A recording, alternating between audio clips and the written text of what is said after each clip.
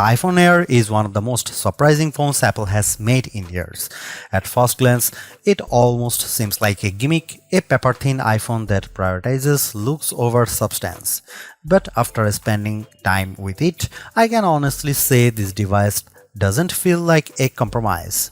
Apple has delivered pro-level performance, a versatile 48-megapixel camera, and a bright 6.5-inch OLED display, all packed into a body that measures just 5.6mm thin. Yes, there are some trade-offs, mainly around battery life and the absence of an ultra-wide lens, but overall, this phone represents a bold new step in Apple's design philosophy. It's a phone you really have to hold in your hand to believe. The iPhone Air doesn't bring the triple lens setup of its Pro siblings, but the single 48-megapixel fusion camera is no slouch. In fact, it's designed to mimic the flexibility of multiple lenses. With 2x optical quality zoom baked in, you effectively get the versatility of 4 lenses in one.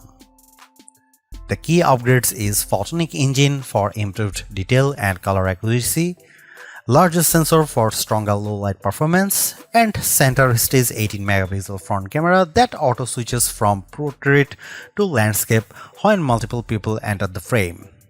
This smart sensor trick is more than a gimmick, it makes group selfies and video calls way more natural.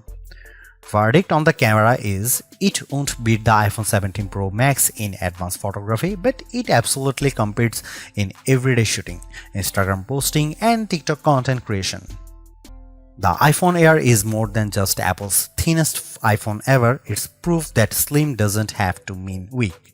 With its flagship level performance, gorgeous design, and versatile camera, the Air could easily be the sweet spot iPhone for people who don't need Pro Max specs but still want something that feels premium. The only real question mark is battery life. If it holds up in real-world testing, this iPhone could be one of Apple's best-selling devices in 2025. It's stylish, it's powerful, and it's the iPhone that's going to turn heads, not just because it's thin, but because it's genuinely practical.